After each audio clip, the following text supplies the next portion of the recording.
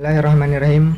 Di sini saya akan menjelaskan biografi Syekh Jalaluddin As-Suyuti yang salah satu kitabnya yang populer adalah Tafsirul Jalalain. Beliau Syekh Jalaluddin As-Suyuti bernama asli Abdurrahman bin Abu Bakar bin Muhammad bin Sabikuddin. Beliau lahir di kota Kairo, Mesir pada ba'da maghrib malam Ahad tanggal 1 Rajab tahun 849 Hijriah atau tanggal 3 Oktober 1445 Masehi. Ayah beliau adalah seorang pengajar yang tersohor dari kota As-Suyut. Nah, itu kenapa beliau dijuluki As-Suyuti, karena ayah beliau itu berasal dari situ. Imam As-Suyuti juga diberi julukan Ibnul Kutub karena sewaktu ayah beliau hendak membaca buku, ayah beliau menyuruh istrinya untuk mengambil buku di pojok perpustakaan. Dan sewaktu istrinya mengambil buku itu merasakan sakit akan melahirkan, dan akhirnya melahirkan di situ di perpustakaan di antara buku-buku tersebut. Nah, itu kenapa beliau dijuluki Ibnul Kutub atau anak kitab-kitab. Beliau lahir dari keluarga yang paham akan ilmu pengetahuan, seorang cendekiawan, seorang yang alim. Maka sejak kecil beliau telah diperkenalkan dengan berbagai macam ilmu. Sewaktu kecil, Al-Imam As-Suyuti pernah diajak sowan oleh ayahnya ke seorang wali agung Mesir, yaitu Syekh Muhammad Al-Majdub. Di sana beliau didoakan oleh gurunya dan mendapatkan barokah akan keilmuannya karena didoakan oleh Syekh Imam Al-Majdub. Beliau sewaktu kecil juga pernah diajak ayahnya untuk mengikuti pengajian Syekh Ibnu Hajar Al-Asqalani, pengarang kitab Bulughul Maram, seorang muhaddis yang terkemuka. Sewaktu diajak ayahnya tersebut, Syekh Ibnu Hajar Al-Asqalani itu menyisakan minumannya agar diminumkan kepada Al-Imam As-Suyuti. Sewaktu usia 15 tahun, beliau ditinggal wafat oleh ayahnya dan kemudian diasuh oleh Syekh Kamaluddin Al-Hammam. Dan pada usia 8 tahun beliau telah berhasil menghafal 30 juz Al-Quran. Setelah hafal Al-Quran, beliau menghafal berbagai macam kitab seperti kitab Alfiyah Ibnu Malik, Al-Minhajul Abidin karya Al-Imam An-Nawawi, kitab Al-Umdah, dan lain-lain. Mulai memasuki usia 15 tahun, beliau mulai menyibukkan dirinya dengan keilmuan, belajar, mencari guru-guru. Beliau belajar ilmu faraid kepada Syekh Syihabuddin Asyarmusahi, yang waktu itu Syekh Syihabuddin telah berusia lebih dari 100 tahun.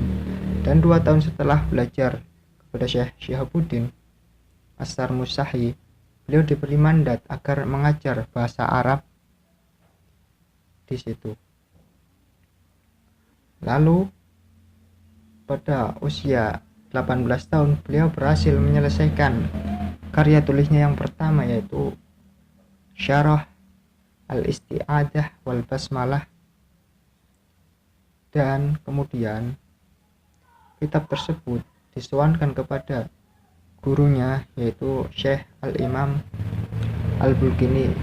Beliau belajar faraid kepada Syekh Syihabuddin Asyarmusi, dan beliau belajar fikih kepada Syekh Syirajuddin Al-Bulkini. Dan karya tersebut itu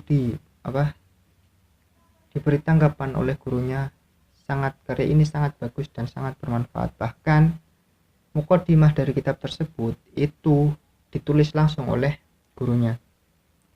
Pada usia 20 tahun beliau telah diberi kebebasan untuk berfatwa oleh guru-gurunya. Guru-guru beliau ada sangat banyak, bahkan mencapai 600-an orang guru. Pada usia 21 tahun beliau diberi mandat juga oleh Syekh Al-Bulkini untuk mengajar di majelis Syekhaniyah, majelisnya Syekh Imam Al-Bulkini. Bahkan kerap beberapa kali Syekh Imam Al-Bulkini itu hadir di majelis tersebut. Tujuannya adalah untuk menguatkan posisi muridnya di majelis Syekhaniyah tersebut. Dan juga beliau disuruh mengajar di Masjid Jami' Tulun, yang mana pengajian di masjid tersebut itu pernah mandek, pernah berhenti selama 20 tahun. Yang terakhir mengisi adalah Syekh Ibnu Hajar Al-Asqalani, pengarang kitab Bulughul Maram, dan akhirnya digantikan oleh Syekh Al-Imam Jalaluddin As-Suyuti, yang mana pengajian tersebut itu dimulai pada sholat Jumat.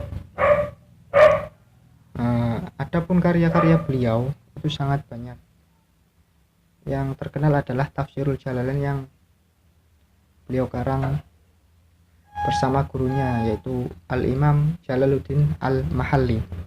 Al-Imam Jalaluddin Al-Mahalli itu ingin mengarang kitab tafsir yang isinya ringkas akan tetapi mudah dipahami.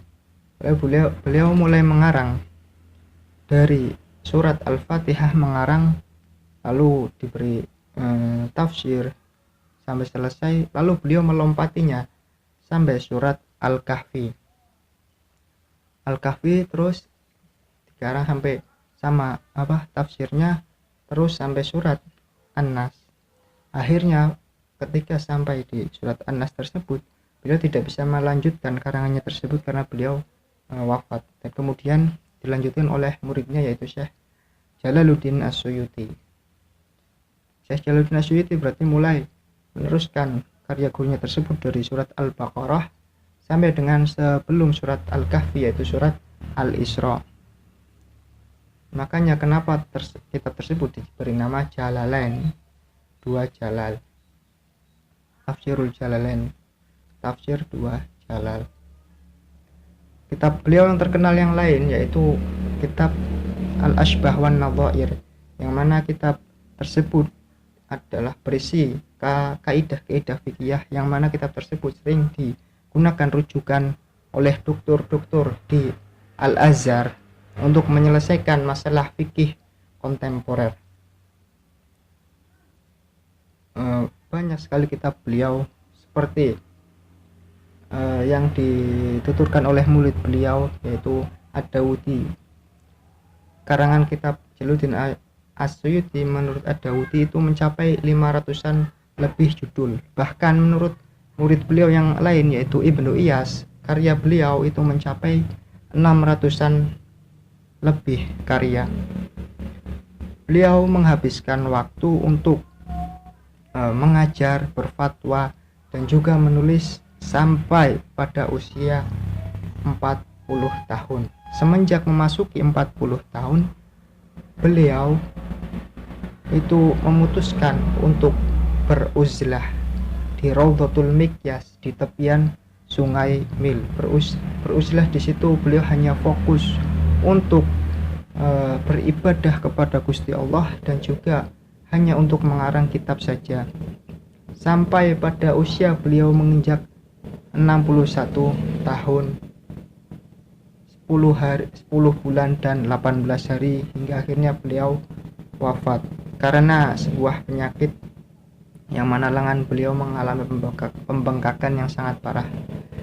Beliau wafat pada tanggal 19 Jumadil Ula tahun 911 Hijriah dan dimakamkan di Busaihah di Kairo, Mesir.